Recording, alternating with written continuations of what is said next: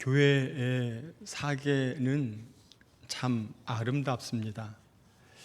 20년, 30년 교회 다니시는 분들은 오늘의 교회의 모습이 똑같고 내일의 교회 모습이 똑같을 것 같은데요. 하루하루 이렇게 보시면 교회의 이 전경이 참으로 아름답습니다. 겨울이면 겨울이어서 아름답고요.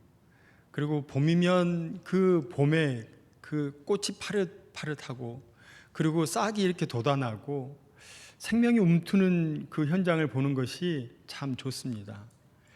여름에는요, 참 희한한 것은 저희들 1층에 이렇게 계단으로 현관으로 이렇게 들어오잖아요. 그럼 계단이 있습니다. 그 사이에 조그맣게 싹이 올라와 있어요. 생명이 움트는 것을 볼 수 있습니다. 그리고 조금씩 이렇게 교회 전체를 쓱 돌아보면 여러 가지 꽃들이 많이 있고, 특별히 이걸 그 포리똥이라고 하나요? 보리수 열매, 이 주변에 지금 쫙 깔려 있습니다. 먹으면 아이셔. 또 가을이 되면 낙엽이 지고, 그리고 낙엽이 하나씩 떨어져 가지고 소나무 그 낙엽이 쑥 떨어져 가지고 바닥에 이렇게 누렇게 있는 이 모습도 참 예쁘고요. 그래서 사진을 한번 보여주십시오.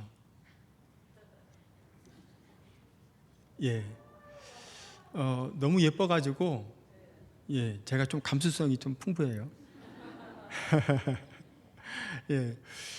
이 주변이 참 아름답더라고요. 이렇게 일반적인 풀이 있는가 하면 그 안에 아주 작은 그 보랏빛 그 꽃이 너무 예뻤고요. 그 다음 보겠습니다. 이것은 벚꽃입니다. 교회 앞에 벚꽃이 흐드러지게 떨어져 있는 것을 제가 찍었습니다. 다음 화면 보여주십시오. 제가 찍었습니다. 저는요, 모든 성도님들이 그냥 한날을 살지 않았으면 좋겠습니다. 누리며 사시기를 축원합니다. 하나님께서 우리에게 주신 너무나 좋고 너무나 아름다운 것들이 많이 있는데 그것을 대충 그냥 흘려가는 것이 아니라 그 아름다움을 보고 하나님께서 이렇게 만드셨구나. 하나님께서 이 오묘한 것을 도저히 사람이 이거 하나하나 만드는 그 인공의 것이 아무리 잘한다라고 해도 이렇게 아름답지 않거든요. 다음 화면. 그 주차 한 면에 이렇게 가득해가지고 찍었습니다. 저희 교회가 참 좋은 교회입니다. 다음 보겠습니다. 다 교회 주변에 있어요. 그냥 이렇게 끝나고, 그래서 교회 끝나고 이렇게 막 차 타고 바로 이렇게 가려고 하지 마시고 뒷집 이렇게 치고 마당도 한번 이렇게 누리시고 주변에 꽃도 이렇게 누리시고, 그리고 더 좋은 것은 꽃을 만지세요. 따라하는 게 아니고요. 꽃이 이렇게 있으면 꽃을 이렇게 만지는 거예요. 풀이 이렇게 있으면 그 풀 그냥 이렇게 보고 지나치는 게 아니라 싹 쓰다듬고 가는 거.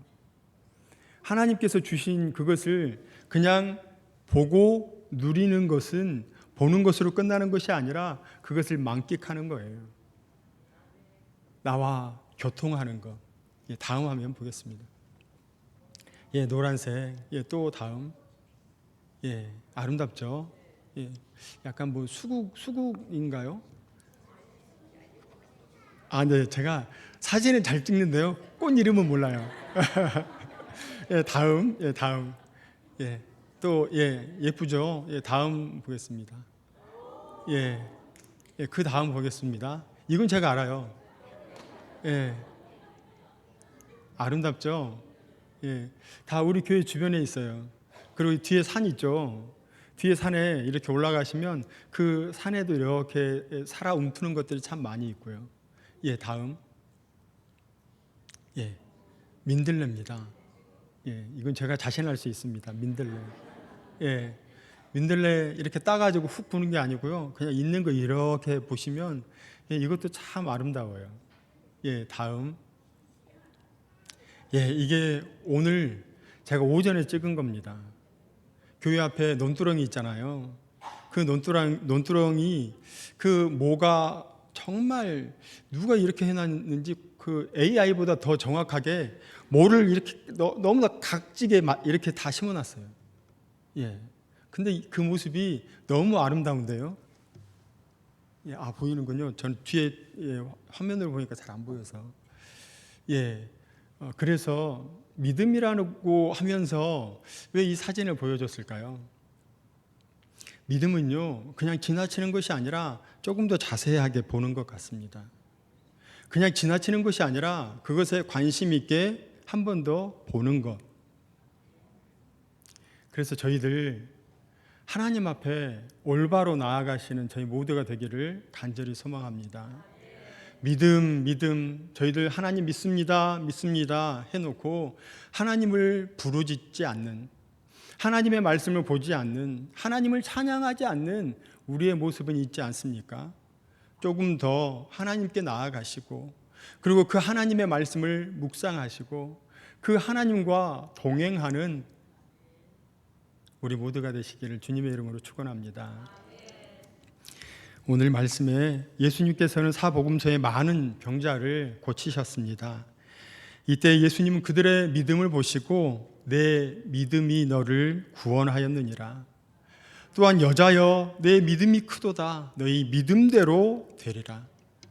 이스라엘 중 아무에게서도 이만한 믿음을 보지 못하였노라 칭찬하시면서 그들의 믿음대로 치유와 귀신을 축출하시는 이적을 행하셨습니다. 예수님을 쫓는 제자들에게는 어떤 말씀을 많이 하셨을까요? 이만한 믿음을 보지 못하였다 칭찬하셨을까요? 그렇지 않았습니다. 놀랍게도 특정 복음서에서는 칭찬이 아닌 꾸짖는 내용만 계속해서 기록되어 있습니다. 실제로 마태복음에는 4장 40절 제자들에게 이르시되 어찌하여 이렇게 무서워하느냐 너희가 어찌 믿음이 없느냐 책망하십니다.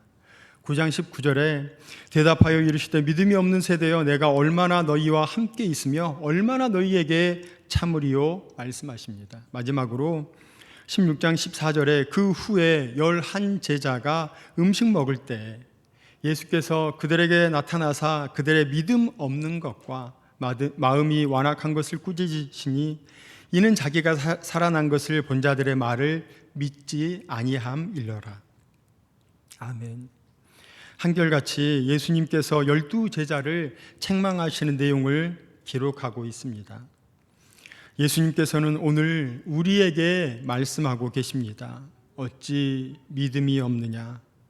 믿음이 없는 세대여 내가 얼마나 너희와 함께 있으며 얼마나 참으리요? 제자의 믿음 없는 것과 마음이 완악한 것을 책망하셨습니다.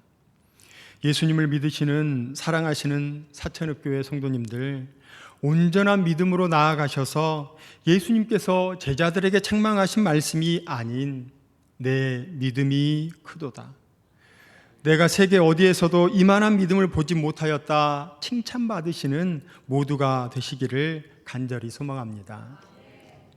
오늘 본문이 기록된 마태복음 14장의 중심 내용은 오병이어 사건으로 오병이어 떡 5개와 물고기 2마리로 여자와 어린이 외에 5,000명을 먹이고도 12바구니에 차게 거두는 이적을 행하였습니다. 이런 엄청난 이적을 행하시고는 자랑하시거나 사람들에게 자신을 드러내지 않으시고는 무리를 보내신 후에 따로 기도하러 산에 올라가십니다. 오늘의 본문이 마태복음 14장 22절로 33절 말씀은 풍랑으로 바다에서 고생하는 제자들을 위해 바다 물 위를 걸어오신 예수님에 대한 내용이 기록되어 있습니다.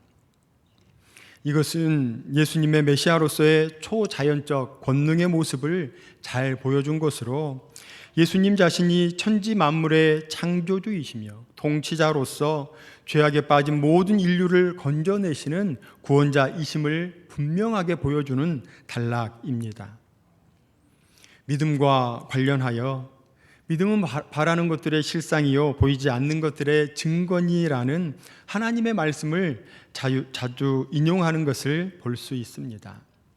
믿음은 사람을 사람답게 만드는 구별된 행위로서 내가 믿고 의지하는 절대자가 있을 때, 절대자가 주인이요 믿고 따르는 나는 종의 신분이 되는 것입니다.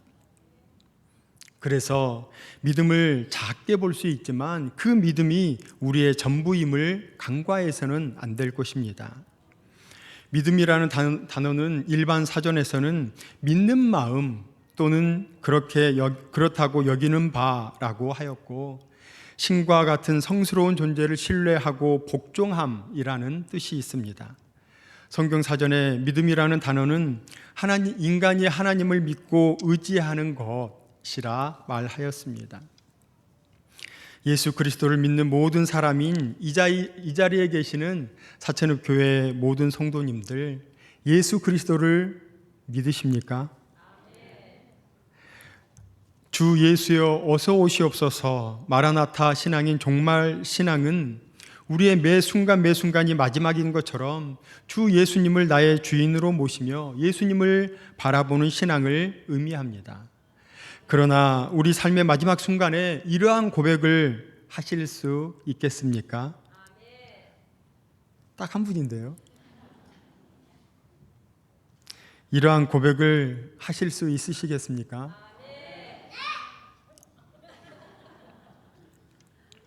아멘. 주 예수여 어서 오시옵소서라는 이 고백이 우리 삶의 그 마지막 뿐만이 아니라 우리가 살아가는 모든 여정 가운데 그 고백이 있으시기를 주님의 이름으로 축원합니다. 그렇다면 무엇이 우리 믿음을 작게 하는지 오늘 본문을 통하여 우리에게 말씀하십니다. 본문 22절과 23절의 말씀을 우리 함께 읽겠습니다. 예수께서 즉시 제자들을 재촉하사 자기가 무리를 보내는 동안에 배를 타고 앞서 건너편으로 가게 하시고 무리를 보내신 후에 기도하러 따로 산에 올라가시니라. 저물매 거기 혼자 계시더니. 아멘. 먼저 우리 주님께서는 기도하라 말씀하십니다. 제자들을 재촉하사, 예수님께서는 무리들이 배불리 먹고 나자 무리들을 보내시면서 제자들에게는 배를 타고 강 서편으로 가도록 재촉하셨습니다. 여기서 재촉하다는 강요하다는 말로 가기를 싫어하는 제자들을 억지로 보내셨음을 알 수 있습니다. 그런데 예수님께서 이처럼 성급하게 제자들을 재촉하신 그 이유가 무엇이었을까요? 예수님의 기적에 놀란 무리들이 예수님을 왕으로 삼으려고 했기 때문입니다. 당시 억압과 빈곤에 시달리던 무리들은 예수님을 왕으로 삼고자 했는데 만일 제자들이 이에 합류한다면 정치적 혁명이 일어날 가능성이 매우 컸기 때문입니다. 그러나 이러한 정치적 혁명은 예수님의 구속 사역의 실패를 의미하는 것이기에 제자들을 무리로부터 분리시킴으로써 무리들과 제자들의 합류를 차단하고 무리들의 고조된 분위기를 억제하고자 하신 것입니다. 그리고 나서 홀로 산에 오르셨습니다. 이는 하나님과의 영적인 교제를 나누시기 위함이었습니다. 사실 예수님께서 그의 메시아 사역을 온전히 수행할 수 있었던 비결은 바로 이러한 기도 생활에 있었음을 우리는 알 수 있습니다. 어찌 보면 자신을 왕으로 삼고자 하는 수많은 무리들의 애워싸여 누리며 살아가면 그만인 인생입니다.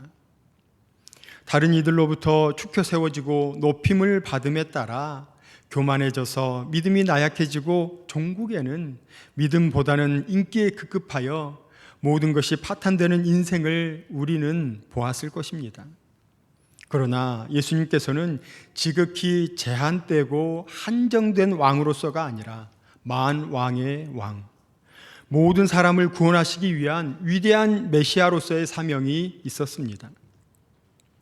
그 일을 온전히 감당하기 위해 우리 주님께서는 기도하셨습니다. 우리 기도하시기 바랍니다. 교회가 약해지고 비난의 소리를 듣는 것은 복음이 잘못되어 있기 때문이 아닙니다. 우리 예수님이 잘못되지도 않았습니다. 하나님의 교회가 잘못되어 있지 않습니다. 나약한 믿음을 가진 우리들 때문입니다.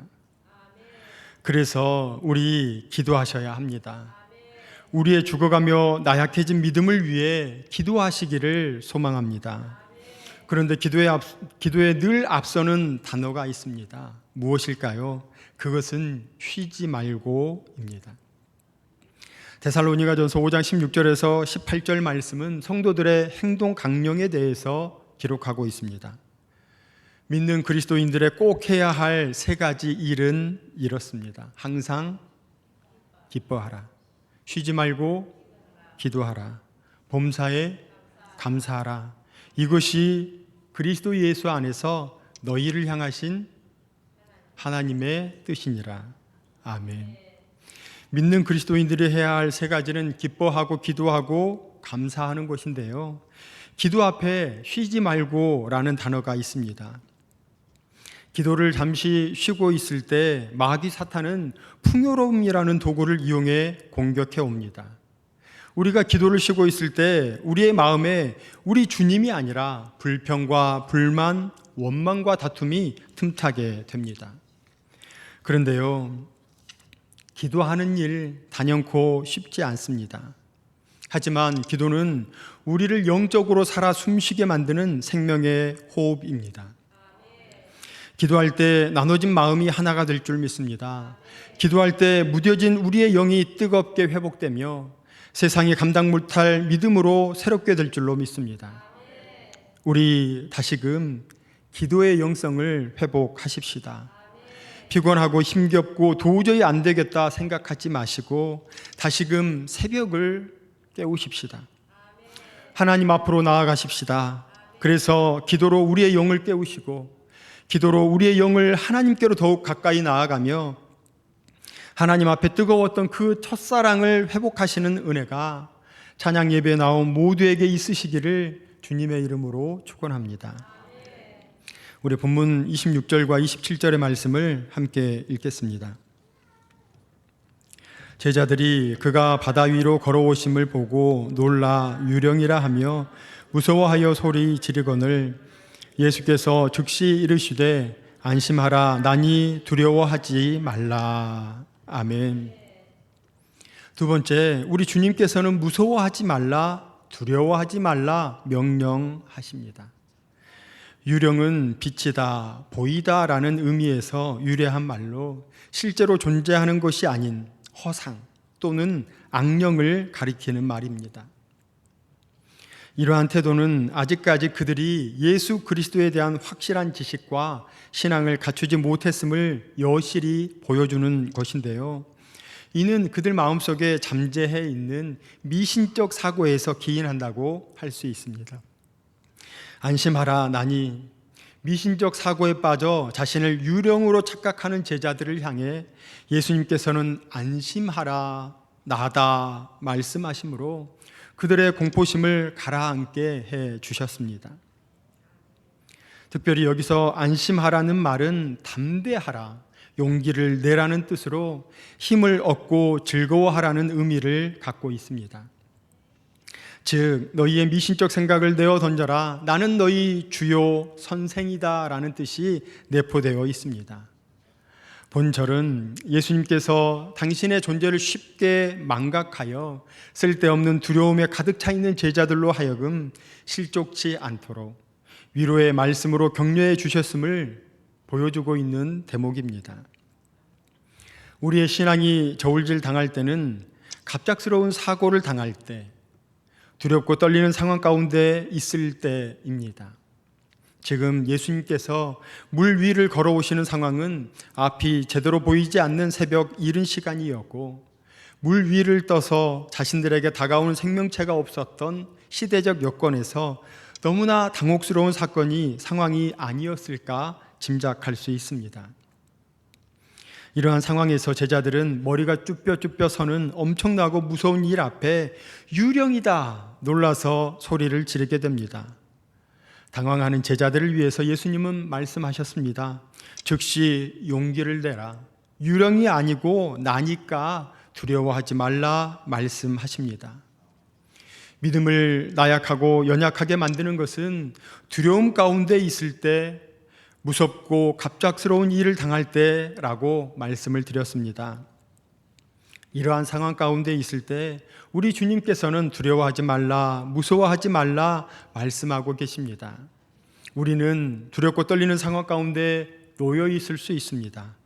갑작스럽고 당황스러운 상황 가운데 있을 수 있습니다. 그러할 때 두려워하지 말라, 무서워하지 말라 말씀하시는 우리를 향하신 주님의 음성을 듣고 그 음성에 아멘으로 순종하시는 모든 성도님들 되시기를 간절히 소망합니다. 마지막으로 우리 주님께서는 의심하지 말라 말씀하십니다. 본문 30절로 31절의 말씀을 우리 함께 읽겠습니다. 바람을 보고 무서워 빠져가는지라 소리질러 이르되 주여 나를 구원하소서 하니 예수께서 즉시 손을 내밀어 그를 붙잡으시며 이르시되 믿음이 작은 자여 왜 의심하였느냐 하시고 아멘. 바람을 보고 무서워 빠져간다 말씀하고 있습니다. 제가 한 가지 여쭙겠습니다. 혹시 바람을 보시는 성도님 계십니까? 바람으로 일어난 현상들을 보는 것이지 실제로 바람을 보는 것은 아닙니다. 그런데 30절 말씀에는 바람을 보았다 말씀하고 있습니다. 이것은 그의 마음 상태가 급박하며 당혹스러운 상황에 처했음을 알 수 있습니다. 그 상황 때문에 점점 물에 빠져가는 베드로는 소리를 지르게 됩니다. 예수님, 예수님, 나를 구원하소서. 베드로가 급박한 상황에서 일순간 외친 말입니다. 예수님께서는 이렇게 의심하는 베드로에게 믿음이 작은 자라고 꾸짖으십니다. 혹시 주님을 의심하시는 분 계십니까? 주님께서 걸어가셨고 행하셨으며 하신 말씀에 대해서 의심하실 때가 있으십니까? 지금 예수님께서는 믿음이 작은 자여 왜 의심하느냐 말씀하고 계십니다. 우리 의심에서 떠나 온전한 믿음으로써 하나님만 기쁘시게 하는 모두가 되시기를 간절히 소망합니다. 히브리서 11장 6절 말씀에 믿음이 없이는 하나님을 기쁘시게 하지 못하나니 하나님께 나아가는 자는 반드시 그가 계신 것과 또한 그가 자기를 찾는 자들에게 상 주시는 이심을 믿어야 할지니라. 아멘. 그리고 믿음을 온전히 지킨 사람들에게 이렇게 말씀하십니다. 우리 히브리서 11장 38절의 말씀을 함께 읽겠습니다. 히브리서 11장 38절의 말씀입니다. 제가 가진 성경책은 신약 367쪽에 있습니다.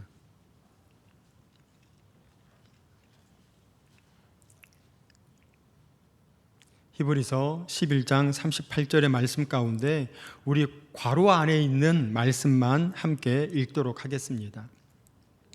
이런 사람은 세상이 감당하지 못하느니라. 아멘.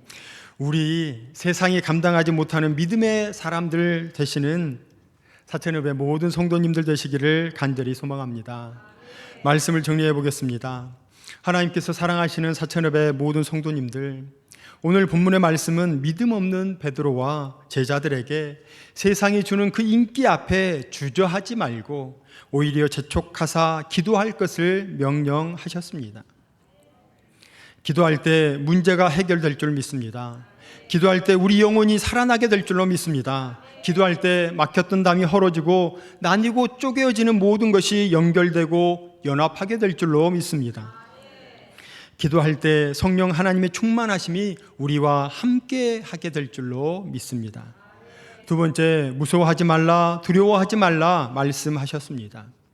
우리는 쉽게 우리 앞에 펼쳐지고 놓여진 장애물에 시선을 빼앗기기 일쑤입니다. 이 문제를 어떻게 해결할 수 있을까? 이 위기의 상황을 어떻게 모면할 수 있을까?